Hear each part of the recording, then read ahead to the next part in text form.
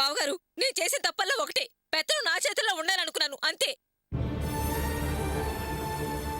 అది ఎందుకు అనాల్సి వచ్చింది? సంపాదించేది గోపి ఒక్కడే కాబట్టి, వాడి సంపాదనతోనే ఈ కుటుంబం నడుస్తుంది కాబట్టి. వాడు తప్ప సంపాదించే వాళ్ళు ఎవరు లేరు కనుక, వాడి మీద స్వతంత్రం నాకుంది కనుక అన్నాను. అందరి ఆలోచన కూడా అదే, కానీ చెడ్డ పేరు వచ్చేది మాత్రం నాకు ఒక్కదానికే. అవన్నిటిని నేనే భరిస్తున్నా చూడండి. అదంతా నా తలరాత, నా కర్మ. ఎందుకు ఆవిడనేదేంటి? వాడి సంపాదన మాకు వద్దనేగా. సరే, నా మాట కూడా వినండి. ఇక నుంచి వాడి ఇంటికి పైసా కూడా పెట్టాల్సిన పని లేదు. నా దెబ్బలయ్యా నేను పడతారు, సరేనా? అమ్మా, అనవసరంగా తొందరపడికే, కాస్త ఆలోచించి మాట్లాడు. ఆలోచించి అంటున్నాను రా. వెళ్ళనిరా, వాళ్ళని వేరే వెళ్ళని. ఇదిగో, ఇప్పుడు అన్నట్టు ఎప్పుడు అనుకు. ఎందుకంటే నువ్వు ప్రేమతో అన్నా అది డబ్బు కోసమే అంటారు వాళ్ళు. అలా ఆలోచించడానికి అలవాటు పడ్డారు వాళ్ళు వీళ్ళు కూడా. అందుకే కదా నన్ను కూడా అలాగే జమ కట్టారు. వెళ్ళనివ్వండి, వాళ్ళని వేరే వెళ్ళనివ్వండి. వాళ్ళకి మనకి ఏ సంబంధం లేదు, ఏ బంధుత్వం లేదు. దానికోసం మనం ఎందుకురా బాధపడాలి? ఏంటి భాగ్యం నువ్వనేది? గోపి సంపాదన వద్దని నువ్వు కష్టపడతావా? తప్పే ఉంది బావగారు. ఇప్పటిదాకా 3 పూట్లు తిన్నాం, కాకపోతే ఇక నుండి 1 పూట తింటాం. ఏమవుతుంది? నాకా అంతో ఎంతో పనిచేసే శక్తి ఉంది. కాయ కష్టం చేసైనా సంపాదించే ధైర్యం కూడా ఉంది. ఎక్కడ పనిచేసినా 100, 150 వస్తాయి. ఇంకాస్త ఎక్కువ పనిచేస్తే 200 కూడా వస్తాయి. అవి చాలువా? పోసే రాణి, ఇక నుంచి నువ్వు కాలేజీ మానేసి ఏదో చిన్నదో చితకదో ఉద్యోగం చూసుకుని ఆ డబ్బులు తెచ్చి నా చేతిలో పడేసాయి. మనిద్దరం కలిసి ఈ మగ మహారాజును సాకుదాం. ఇదిగో, ఈయన వేర పులి, వీడేమో పులి బిడ్డ. ఈయనకి పనిగంటాం, పనికే వెళ్ళడు. తాగమను హాయిగా పీకల దాకా తాగి పులడుగులు వేసుకుంటూ నన్ను చావుకొట్టమంటే చావు కొడతాడు. తాళిగట్టిన పాపానికి పిడికడ వండి మొహారం పడేస్తాను. ఇదిగో, ఇక వీడా గవర్నమెంట్ ఉద్యోగం తప్ప ఏమీ చేయడంట. కన్న పాపానికి వీడిని కూడా సాకాలిగా. అందుకే మనిద్దరం సంపాదించి వీళ్ళతో మేపుదాం.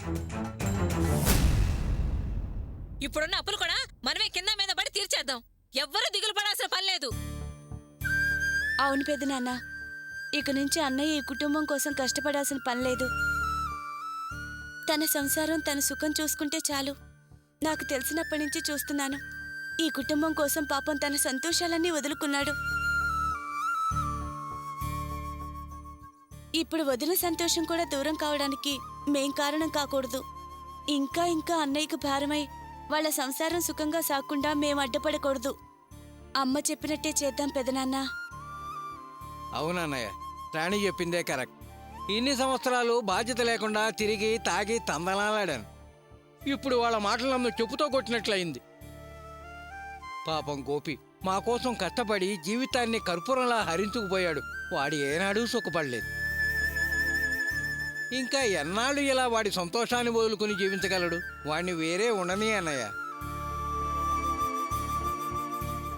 అన్నయ్య, ఇప్పుడే నేను కూడా ఓ నిర్ణయానికి వచ్చాను. నేను కూడా ఈ రోజు నుంచి ఏదో పని చేసి ఈ సంసారానికి కొంత సాయపడతానన్నయ్య. కనీసం పప్పు తేలేకపోయినా ఇంత ఉప్పు అయినా తేగలను అన్నయ్య. నువ్వు వెళ్ళి వాళ్ళతో మేము సరే అన్నామని చెప్పన్నయ్య. అవును పెదనాన్న, అమ్మ చెప్పినట్టే నేను చదువు మానేసి ఏదైనా జాబ్ చూసుకుంటాను. రాణి, నువ్వు చదువు ఆపాల్సిన పని లేదు.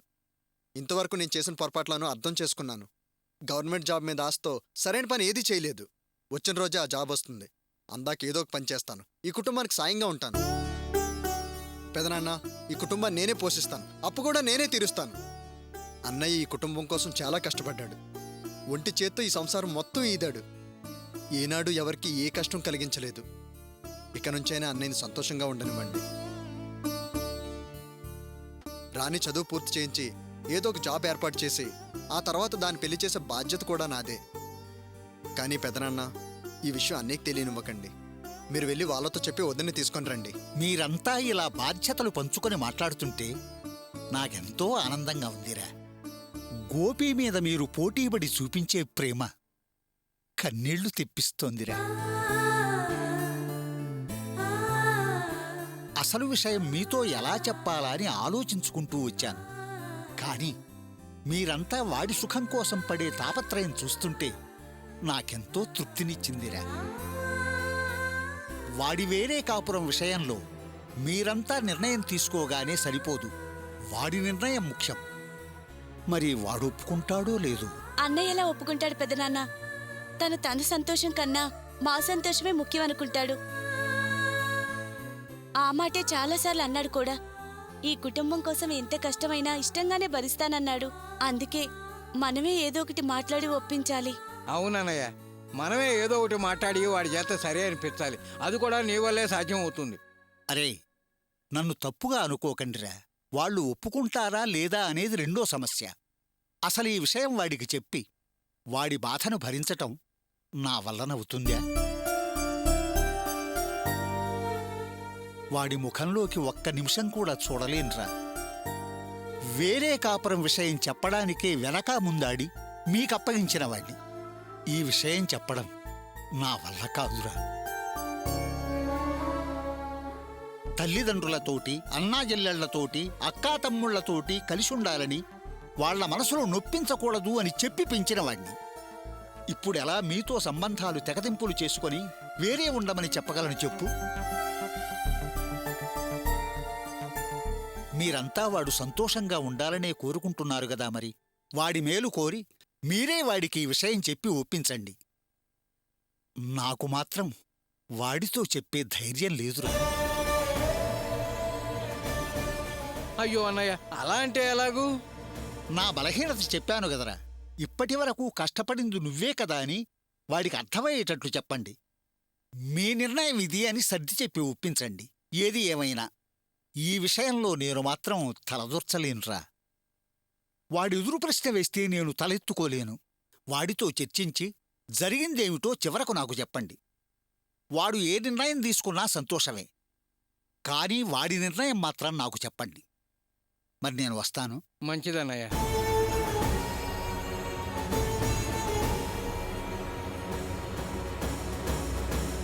అన్నయ్యే అలా అని వెళ్ళిపోతే నేనేం చేయాలో అర్థం కావట్లేదు.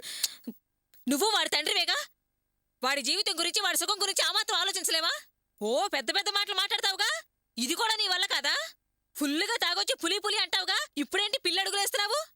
చెయ్యి, అన్నయ్యే అలా అని చెప్పి వాడి మొహంలోకి చూడలేనన్నాడు. ఇక అన్నయ్య ముందు నేనెంత? ఇలా ఒకళ్ళొకళ్ళు అనుకుంటే పోతే ఎలా? ఎవరో ఒకళ్ళు అన్నయ్యతో చెప్పాలి, చెప్పి తీరాలి కదా.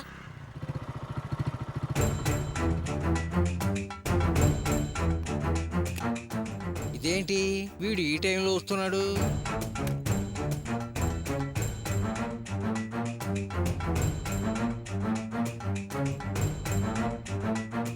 ఏంటి అందరూ అదోలా ఉన్నారు? అర్చన వచ్చిందా? అర్చనా, అర్చనా, అర్చనా, అర్చనా.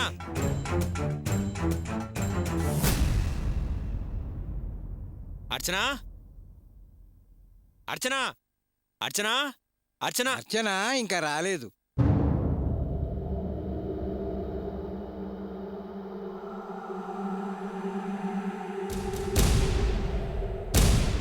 రాలేదా? ఎందుకని? అడిగేది మిమ్మల్ని. ఎందుకు రాలేదని అడుగుతున్నాను, చెప్పండి. వాళ్ళమ్మ పంపనందంట. ఎందుకు పంపనంది? అదేదో షరతులని అందంట. షరత? మనం అన్ని షరతులకి ఒప్పుకున్నాగా, మళ్ళీ ఏంటి? ఎందుకు అన్నయ్యని కన్ఫ్యూజ్ చేస్తారు? నిజం చెప్పొచ్చు కదా. అదేం లేదన్నయ్య, వదిన తర్వాత వస్తుంది. అదే, ఎందుకు తర్వాత వస్తుంది? ఇవాళ మంచి రోజు కాదు, పైగా వర్జ్యం. అదేదో ఉందంట. వచ్చే బుధవారమో గురువారమో బావుందంట. అప్పుడు పంపిస్తా అన్నారు.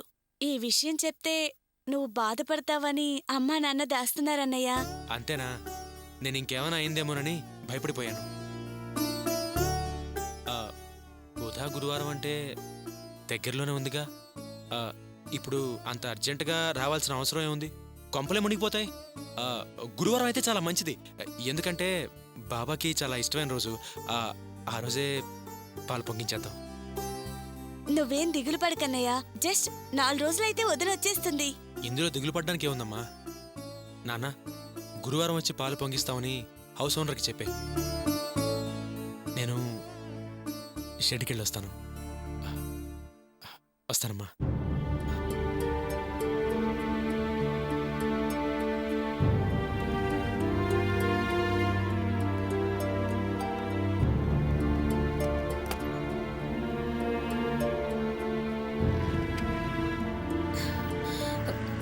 ఎందుకే నిజం దాచావు? రేపు వాడికి అసలు విషయం తెలిస్తే ఏం చేస్తావు? అమ్మా, అన్నయ్య వేరే కాపురం పెట్టబోతున్నాడని చాలా హ్యాపీగా ఉన్నాడు. అన్నయ్య రాత్రి నిద్ర కూడా పోలేదు. అది నేను కళ్ళారా చూశాను. ఇప్పుడు ఈ టైంలో కండిషన్స్ అని చెప్తే అన్నయ్య మనసు బాధపడదా? అన్నయ్య మళ్ళీ బాధపడుతుంటే మళ్ళీ మనం చూడగలవా? నా వల్ల అసలు కాదమ్మా.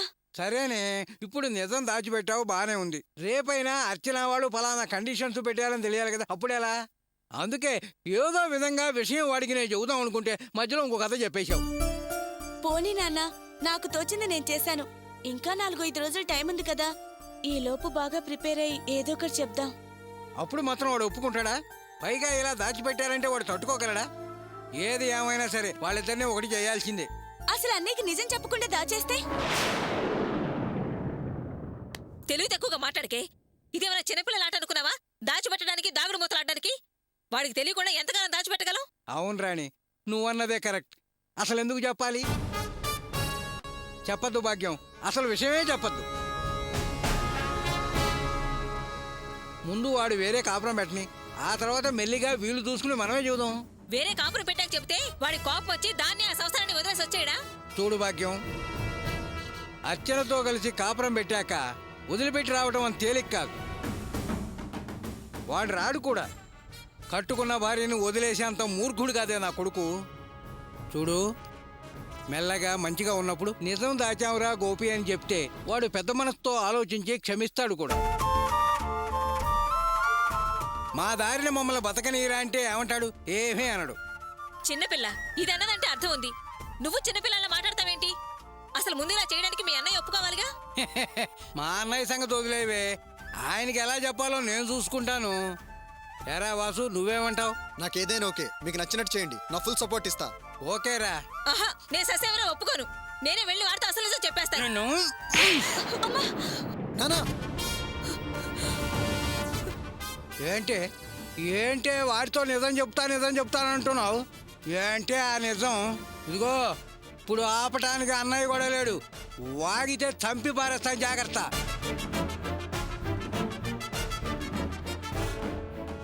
ఏంటి తడవకొక విధంగా మాట్లాడుతున్నావు? ఇందాక వాడొద్దు, వాడు డబ్బులొద్దు, నా జబ్బలతో కష్టపడి డబ్బులు సంపాదిస్తానన్నావు.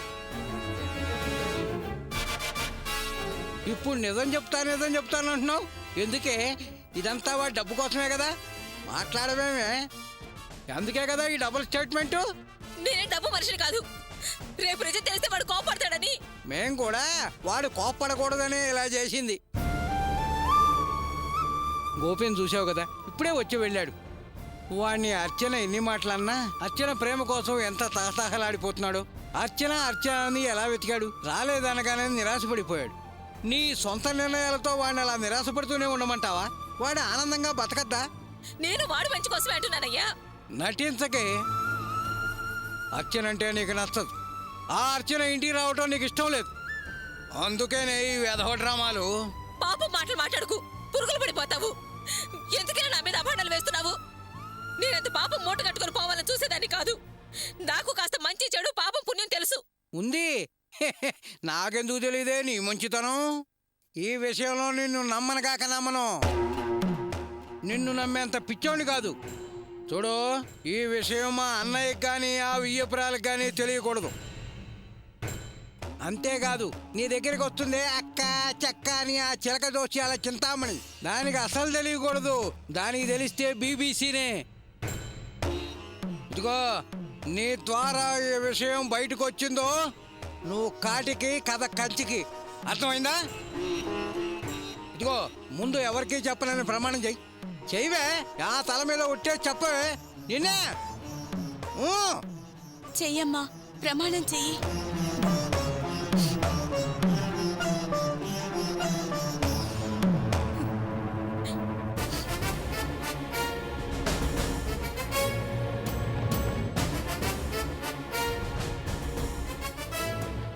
చూడవే భాగ్యం, మొగుడు నెత్తి మీద చేయి పెట్టి ప్రమాణం చేస్తున్నావు. తేడా వచ్చి ఈ విషయం రేపు వాడికి తెలిసిందో లేదా ఎవరికైనా తెలిసిందో నా ప్రాణాలు పోయి నీ తాళి పుట్టుకొని తెగుతుంది. ఇది నీ 5వ తనానికి సంబంధించిన విషయం, గుర్తుంచుకో.